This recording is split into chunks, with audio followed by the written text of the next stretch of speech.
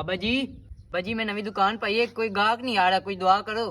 ਕਿੰਨੇ ਦੀ ਕਰਵਾਉਣੀ ਹੈ ਦੁਆ? ਕੀ ਮਤਲਬ ਕਿੰਨੇ ਦੀ? 100 ਦੀ, 200 ਦੀ, 500 ਦੀ, ਕਿੰਨੇ ਦੀ ਦੁਆ ਕਰਾਣੀ ਹੈ ਤੂੰ? 100 ਵਾਲੀ ਤੇ 500 ਵਾਲੀ ਵਿੱਚ ਕੀ ਫਰਕ ਹੈ?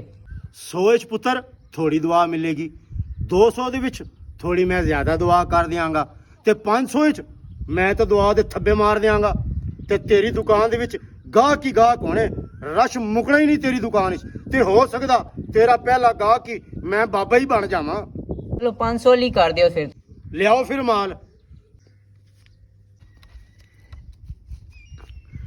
ਐ ਮੇਰੇ ਅੱਲਾ, ਬੰਦੇ ਨੇ ਬਾਬੇ ਦੀ ਖਿਦਮਤ ਕੀਤੀ ਪੂਰੇ 500 ਦੀ।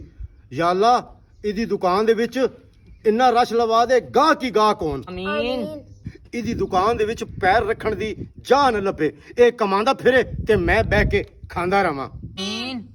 ਯਾ ਅੱਲਾ, ਮੇਰੀ ਦੁਆ ਕਬੂਲੋ ਮਕਬੂਲ ਫਰਮਾ। ਆਮੀਨ। ਯਾ ਅੱਲਾ, ਇਹਦੀ ਦੁਕਾਨ ਦਾ ਪਹਿਲਾ ਗਾਹਕ ਮੈਂ ਹੋਵਾਂ। ਆਮੀਨ।